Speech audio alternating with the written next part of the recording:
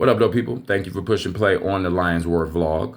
We are on chapter 69 of the first book of Adam and Eve, and we're going to go ahead and jump right in. If this is your first time seeing me, just know that I am in the middle of something here. So if you want to catch up, it's a playlist entitled The Books of Adam and Eve. It goes from the introduction all the way to where I am. I would strongly suggest that you listen to that, or at least listen to a few videos before this one. Without further ado, let's jump in.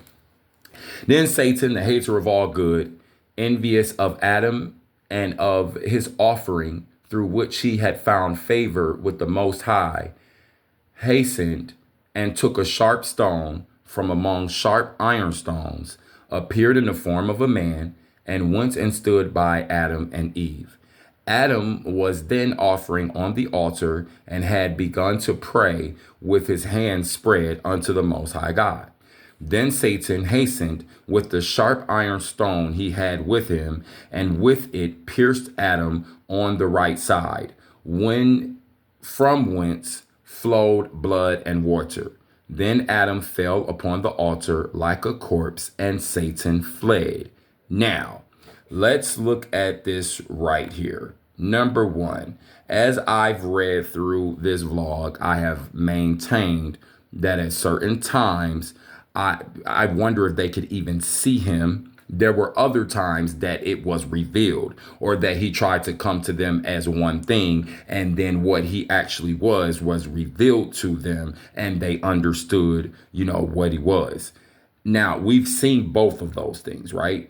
Here, let's look at this real fast. It says Adam was there on the altar, offering an offering with his hands spread unto God. Now, it says here that dark one manifested, appeared in the form of a man. That's what it says. And went and stood by Adam and Eve. So he was there. Now, there's maybe Adam and Eve. Okay, Adam and Eve are being tricked.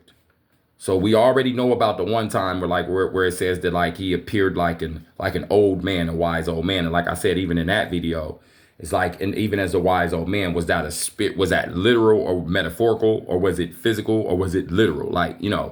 So sometimes what we're going through with this book of Adam and Eve is, if you get anything out of it, if you don't get anything, then understand that what this is showing you is, every time you try to move forward and you try to do something that is positive, that is good for you, that is beneficial for you, especially under the Most High, if you believe in Yahweh, you're going to have something that tries to fight against you and gets you to do the opposite, because that energy wants you to choose it, just like the higher moral, positive, good things want you to choose it. Please understand that very well. Okay? So I just find it interesting here that it says that he went and stood by Adam and Eve, yet they didn't see him. But the manifestations of him being there still happened.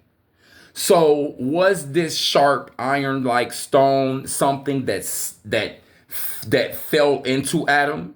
Freak accident type thing?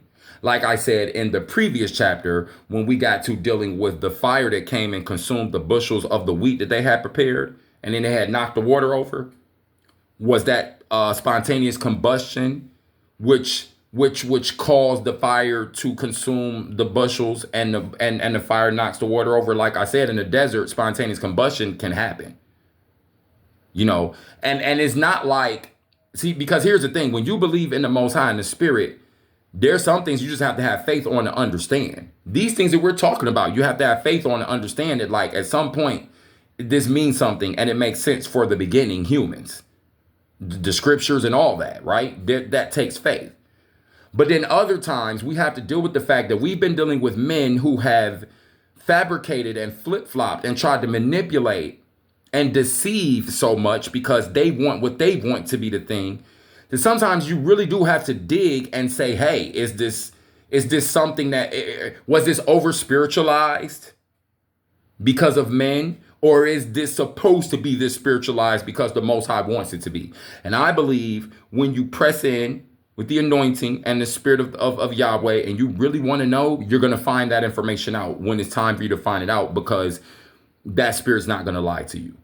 So I just think it's very interesting here that it's saying there was a manifestation of him being there, but it says he went and stood by them, but it's not saying that they saw him. But at other times it says that they saw him, or he appeared like an angel of light, but then it was eventually showed that he was ugly, right? Here, this is not happening. It's just a manifestation of him standing there. They don't see him. Then something happens to Adam. The constant fighting against the humans is what you need to see in this book of Adam and Eve. Okay, let's keep going. Then Eve came and and took Adam and placed him below the altar. And there she stayed, weeping over him, while a stream of blood flowed from Adam's side upon his offering. But God, Yahweh, the Most High, looked upon the death of Adam. He then sent his word and raised him up and said unto him, fulfill thy offering, for indeed, Adam, it is worth much, and there is no shortcoming in it. In other words, he's going to accept that. He's like, yo, I'm seeing what you're doing with this offering. It's pleasant to me. Go ahead and continue. Yahweh, the Most High, God, said further to Adam, thus will it also happen to me on the earth, when I shall be pierced, and blood shall flow, and blood and water from my side, and run over my body, which is the true offering, and which shall be offered on the altar as a perfect offering. This is the second time in the books of Adam and Eve where we are seeing that the first humans were trying to get the higher spirits attention, and they were trying to get grace, and they were trying to get it to notice them, because they realized that they had messed up. So Adam was constantly trying to figure out how to get back to the higher state that they had moved from when they decided to disobey the higher spirit. So he was regularly trying to figure out how to get back. So these different sacrifices. Remember the time when he jumped off or he jumped from the high place trying to spill his blood.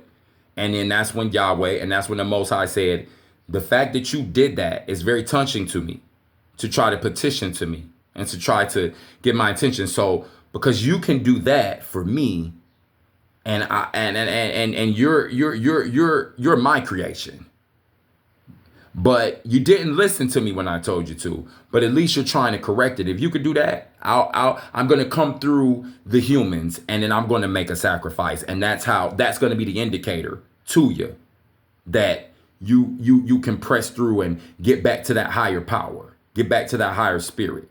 And even if the earth herself is not reflecting Eden, you can. But once I make my sacrifice, because, well, if you did that, then that's how I'll come, and that'll be a sign to your kind that I have forgiven them, and I feel like it's time to start moving back up into the higher levels again. Okay?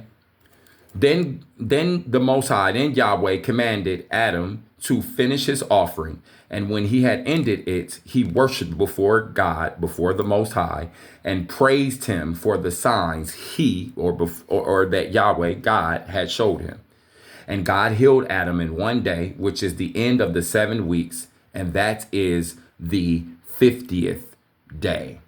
I'm not sure where that is as far as the timeline is where we are, because remember, we have now understood and learned in the previous few chapters, we have definitely moved forward from the timeline that they were keeping. I think at some point they're going to tell us how many days it's been since they were out of that cave, since they left Eden. But then Adam and Eve returned from the mountain and went into the cave of treasures as they were used to doing. This completed for Adam and Eve 140 days since coming out of the garden. Okay, there we go. We are at 140 days. Okay.